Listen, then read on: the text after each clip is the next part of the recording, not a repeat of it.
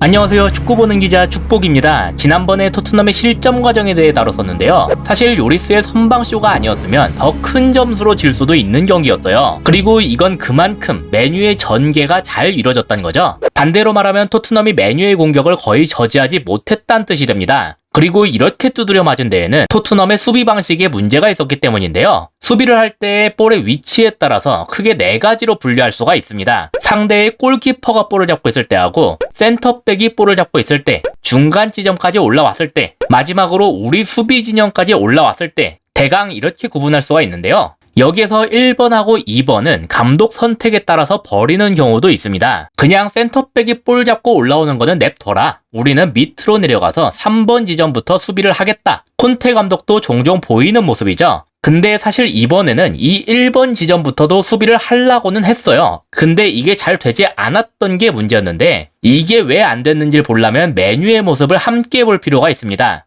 맨유는 카세미로를 수미로 둔 4-3-3에 가까운 형태를 들고 왔는데요. 사실 형태로만 보면 토트넘 선수들이 다 잡아줄 수가 있는 그림이에요.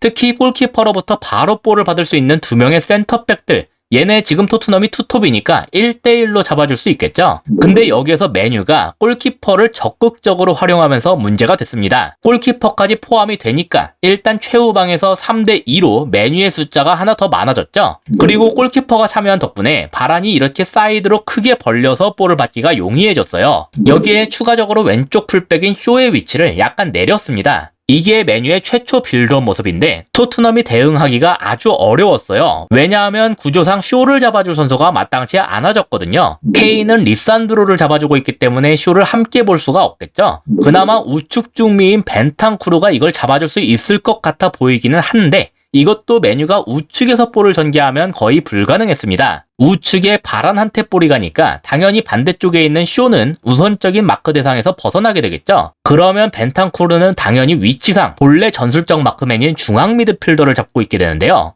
여기에서 바란한테 손흥민이 붙으면 얘가 무리하지 않고 다시 골키퍼한테 백패스를 합니다. 그렇게 되면 벤탄쿠르가 이미 중앙에 고정이 된 상태에서 쇼는 어떠한 마크맨도 없이 아주 프리하게 공간을 확보할 수가 있게 됐고 따라서 맨유는 쇼를 통해서 전개를 이어갈 수가 있게 됐죠. 후방 구조만 봐도 맨유가 빌드업을 원활하게 하기 위해서 상당히 좋은 구조를 들고 왔다는 걸 알 수 있었어요.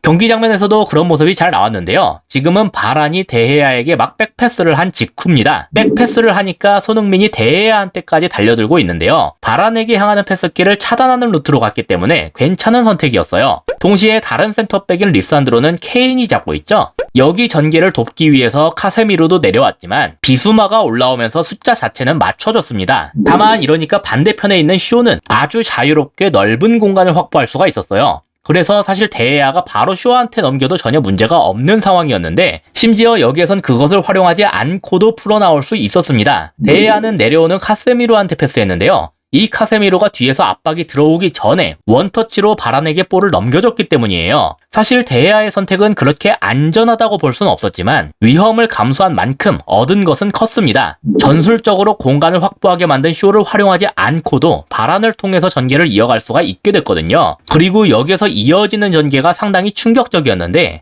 볼을 잡은 바란은 중앙에 있던 브루노에게 바로 볼을 넘겼습니다. 근데 보시다시피 토트넘의 투중미가 지금 다 여기에 있는 상황이죠. 심지어 둘 모두 일단 볼을 받게 되는 브루노한테 붙어있는데요. 이걸 브루노가 스르륵 하고 흘리면서 프레드한테까지 볼이 넘어가게 됐어요. 그러니까 여기를 2대2로 잡고 있었는데도 뺏기는커녕 지연 행위조차 실패한 셈이죠. 브루노의 센스 있는 플레이 덕분에 프레드한테 바로 볼이 넘어가긴 했지만 사실 주어진 공간으로 봤을 때 이렇게 쇼한테 넘겼어도 전혀 문제가 없었을 거예요. 만약에 쇼한테 이렇게 넘어갔다고 치면 이건 누가 막아줄 수가 있죠? 토트넘에선 아무도 막아줄 수 없는 상황이었습니다. 근데 그냥 2대2로 동등한 상황에서도 전혀 저지를 못하니까 이게 활용이 안 된 상태에서도 전개가 이뤄졌다. 오늘 경기에서 토트넘의 수비 문제가 전술 문제인지 아니면 선수 퀄리티 문제인지에 대해 갑론을박이 오가는 것은 이러한 장면 때문이에요. 딱 봤을 때 전술적으로도 분명히 밀린 게 맞는데 그거 굳이 활용하지 않는 상황에서 똑같은 숫자로 붙어도 밀렸거든요.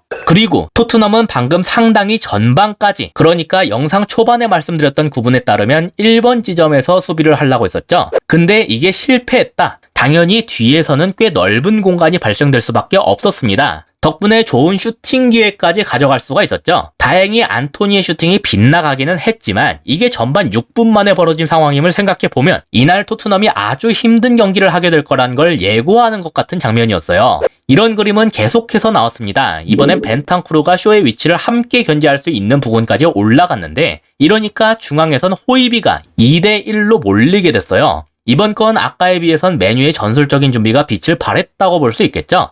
벤탄쿠르가 쇼를 따라가면 중앙 숫자가 부족해지고 중앙에 머물면 쇼를 막을 수가 없다. 이날 루크쇼가 양팀 통틀어 최다 횟수인 110회의 볼터치를 기록한 것도 이런 배경 덕분이라고 볼 수 있습니다. 그리고 이 전술적인 배경에 더해서 중앙에서 똑같은 숫자를 가진 채 맞붙게 되더라도 그 대결에서 토트넘은 밀렸다. 상당히 우려스러운 그림이었습니다. 콘테 감독은 후반전엔 이럴 바에 아예 수비 라인을 쫙 하고 내리는 편이 낫겠다고 판단한 것 같은데 뒤에서는 또 뒤에서대로 문제가 계속해서 나왔었어요. 다만 오늘은 전방에서의 수비 문제에 대한 영상이니까 이 부분까진 다루지 않겠습니다. 제가 유튜브 커뮤니티에 문제가 너무 많아서 뭘 다뤄야 할지 모르겠다고 적었었는데 진짜 한 박스째로 나오는 경기였어요.